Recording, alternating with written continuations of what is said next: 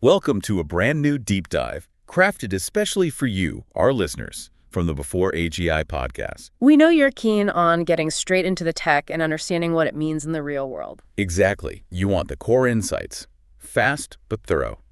And today, we're tackling a really big one. We're looking at the intersection of AI and the global digital divide, how AI might actually help bridge that gap. Right. That's our mission for this deep dive, exploring AI's potential to connect the unconnected, especially in developing countries. We've pulled together some great resources, the AI Bridging Global Digital Divide Study Guide, and an AI and the Digital Divide and Development Timeline and Briefing Doc. Yeah, so we're digging into the opportunities, the real challenges, and some pretty exciting applications where AI meets this global issue.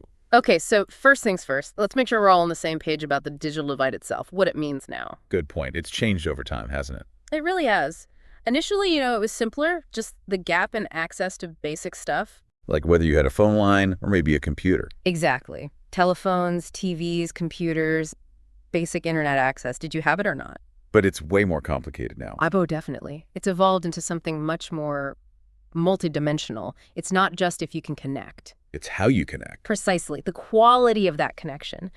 Think about internet speed. Is it broadband or dial-up? What kind of device are you using? Is it a modern smartphone or an old computer? And can you get help if it breaks? Tech support. That's part of it, too. Reliable technical support. It all adds up. Yeah, having shaky Wi-Fi on an old phone is like a completely different world from having fiber optic and a new laptop. Absolutely. So just getting someone technically online, well, it isn't really enough anymore. We need to think about the quality, the usability. Exactly. And it goes deeper still. Digital literacy is huge.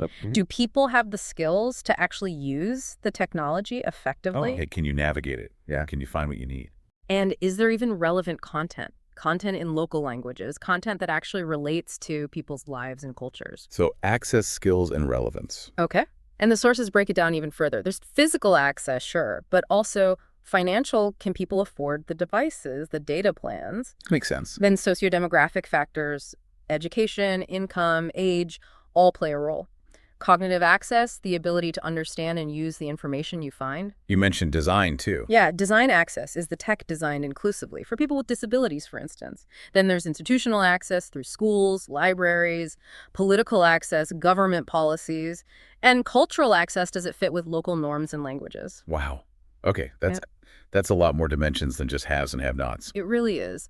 And a key point from the materials is that this gap, particularly between developed and developing nations, especially the least developed countries, the LDCs, it's not closing. In some ways, it might even be widening. Which means they risk getting left even further behind as technology, like AI, advances. Exactly. Which brings us neatly to this idea of the AI divide. Ah, right. The next layer. How does that fit in? Well, the AI divide is specifically about unequal access, benefits, and opportunities related to AI itself across regions, communities, different economic groups. And it builds on the digital divide we were just talking about. It absolutely does. It can potentially make it worse if you're already behind in basic digital access and skills. Then you're going to struggle even more to benefit from AI or contribute to it. Makes sense. Yeah, because investment in AI R&D isn't evenly spread. Adoption rates vary wildly. And those underlying digital divide issues, infrastructure, skills, they become barriers to AI adoption too. But you said AI could also help address these divides. Yes, that's the really fascinating part. AI might hold some keys to bridging these gaps. Okay, let's dive into that. How can AI be a positive force here? The sources mentioned healthcare first. Healthcare is a powerful example, definitely. AI can shrink distances, essentially. Telemedicine, connecting remote patients with doctors in cities for consultations, remote monitoring. That's huge when travel is difficult or expensive. What about the health workers in those remote areas? AI can really empower them. Imagine diagnostic tools powered by AI running on a smartphone or a tablet. So a local health worker could get help diagnosing things. Exactly. Things that might normally need a lab or specialized equipment. One source mentioned diagnosing preeclampsia, a serious pregnancy issue, potentially without the usual tests. Wow. That's not just convenient, that could literally save lives. Early diagnosis there is critical. It's potentially game-changing. Think about the impact on maternal mortality rates. And AI can also help disseminate accurate health information How so? by translating vital info into local languages, combating misinformation, which can spread so easily, making sure people get advice they can trust and understand. Are there real-world examples of this happening now? Yes, absolutely. The material points to AI being used for detecting diabetic retinopathy in India, AI-powered drones delivering blood and medicines in Rwanda, getting past tricky terrain, Okay, drones, that's cool. and AI providing support for diagnosis and treatment decisions for health professionals in South Africa, enhancing their capabilities. Okay, healthcare is compelling. What about education? Another area where gaps are huge. Education's another big one. AI offers the possibility of truly personalized learning, meaning the AI can adapt the educational content and the pace to each individual student's needs and how they're progressing. So it's like a personal tutor adapting to you. In a way, yes. It's incredibly valuable where you have large class sizes, maybe limited resources, or students at very different levels, or even teacher shortages. Right, you could get support even if the teacher's stretched thin. Precisely. AI can power online tutoring platforms, deliver intelligent content. Imagine virtual tutors available anytime. AI can even curate content based on student interests, making learning more engaging. So more tailored and maybe more motivating too. Are there examples here? Yeah, the sources mention personalized learning platforms being tried in Ghana and Rwanda, and UNESCO is actively working on developing AI competency frameworks, for instance in the arid states, to define the skills people will need. That seems vital, preparing people for an AI-driven future. Yeah. Okay, let's shift to agriculture. Huge for many developing economies. Absolutely fundamental, and AI can bring about a kind of revolution through precision farming. Precision farming, what does that involve? It means using AI to analyze lots of data, soil conditions, weather forecasts, satellite imagery of crop health. Okay. And based on that analysis, giving farmers really specific, tailored advice, exactly how much water to use, where to apply fertilizer, when to look out for certain pests. So moving away from guesswork or just general rules of thumb. Exactly. It leads to higher yields, uses resources like water and fertilizer more efficiently, makes farming more sustainable. That sounds incredibly useful for smallholder farmers. It is. AI can analyze images from drones or even phones to detect crop diseases early. It can monitor growth, predict yields to help with planning. And connecting farmers too. Yes, connecting them to markets, maybe providing real-time price information, even helping them access financing or insurance. Examples. Yes. Agritech companies in Kenya using AI for crop health assessments, Cripen in India giving market data. The FAO and Digital Green have projects in Ethiopia and Mozambique delivering AI advisory services via basic phones. Even basic phones, that's important. And the FAO is even developing a large language model specifically for the agri-food sector, tailored to its needs. Incredible. Okay, one more sector. Governance. How can AI help governments and public services? It has real potential to improve efficiency and transparency, streamlining bureaucratic processes, making services more accessible online. Less waiting in queues, maybe. Hopefully. It can also boost financial inclusion, for example, by improving how social welfare programs target aid, making sure it reaches the intended recipients. Like those cash transfer programs. AI could make them more accurate. Exactly. The sources mention AI improving targeting of cash transfers in Togo.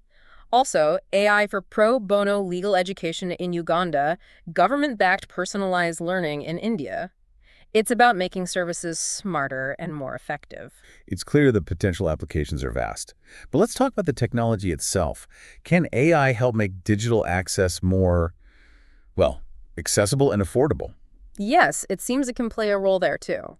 On the accessibility front, AI is helping develop lower-cost internet solutions. Oh. Think of satellite internet systems like Starlink. AI helps optimize those complex networks to manage traffic and extend coverage to underserved areas. AI can also help plan the expansion of traditional networks more efficiently.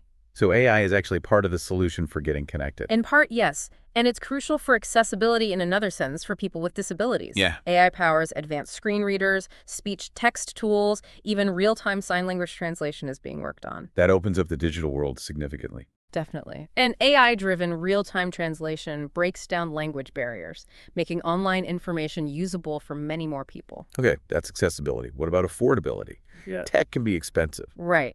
AI can help by optimizing manufacturing and operational processes in the tech industry itself, potentially lowering the cost of devices and services over time. Indirectly, then. Yes, but also directly.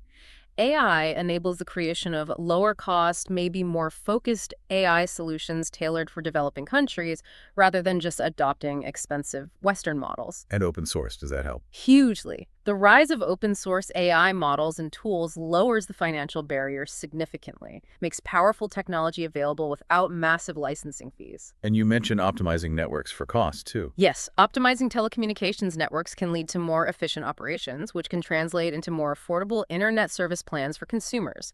Plus, developing localized AI content in local languages that increases value and makes the cost feel more justified. This all sounds very positive, almost too good to be true. There must be major challenges, right? Oh, absolutely. The hurdles are significant.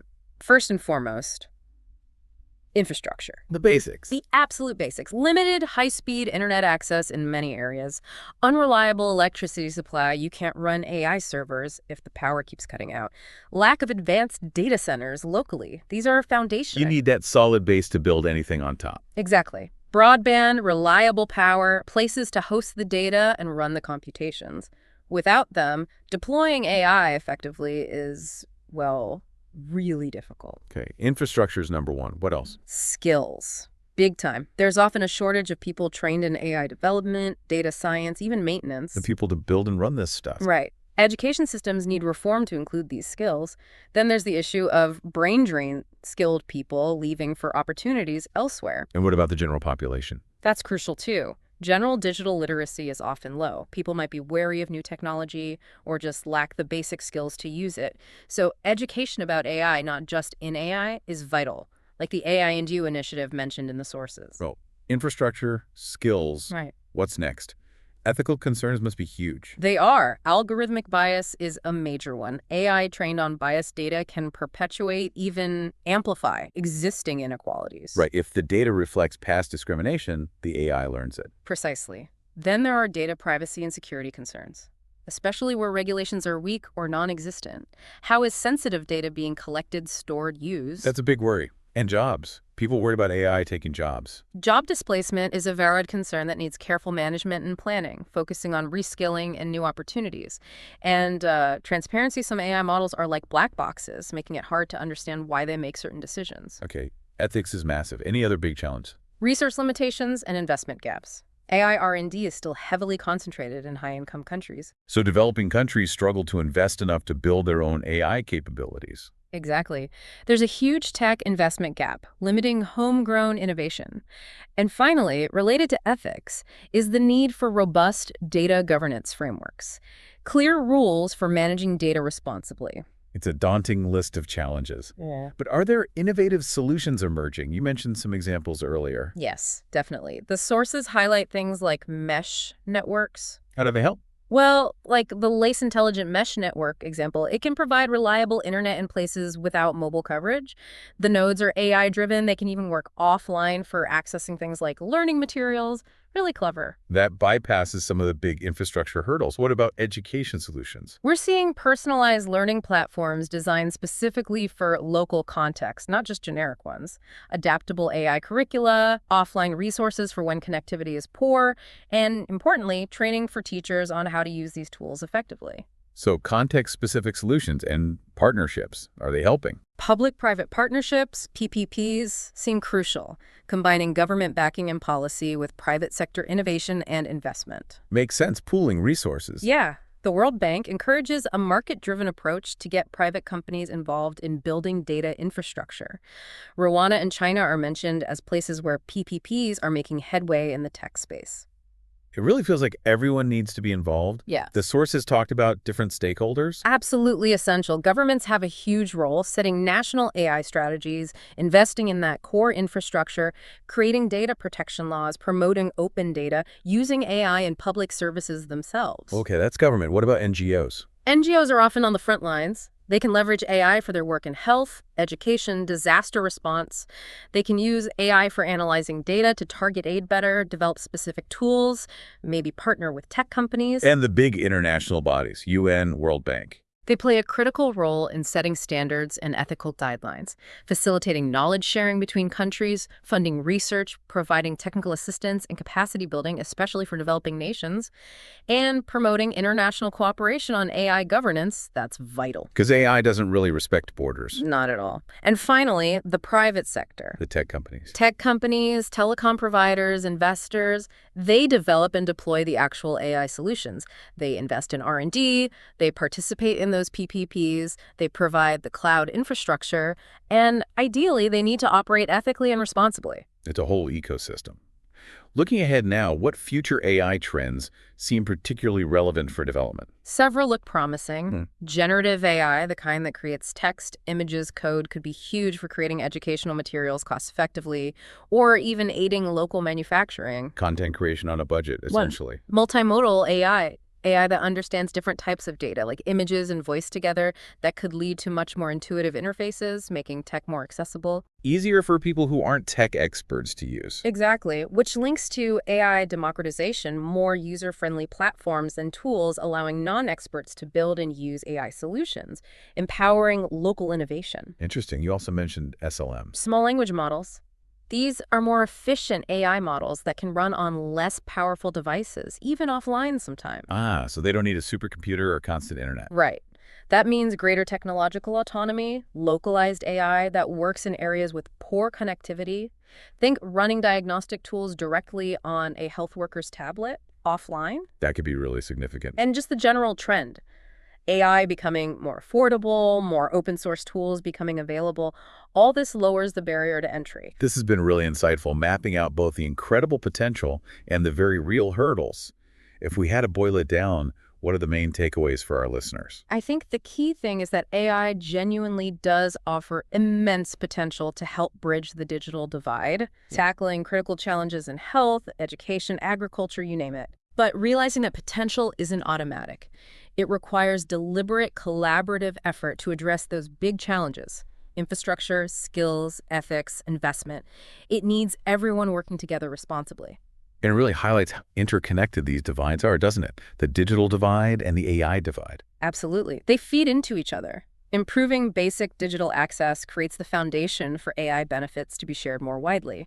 And AI itself can accelerate that digital inclusion. Okay, so a final thought to leave with you, our listeners. Thinking about this complex picture, how can those of us, maybe in more developed countries, best support the ethical and effective use of AI in developing nations? How do we help build a truly inclusive digital future? It's a really important question. It pushes us to think beyond just exporting technology. It's about context, partnerships, capacity building, long-term sustainability, and ensuring AI serves humanity equitably. Lots to think about there. Well, if you found this deep dive valuable, please do subscribe for more explorations into AI. And if you want to get more hands-on or see some tutorials, check out the YouTube channel, Ian Ochieng AI. Thanks so much for joining us for this deep dive.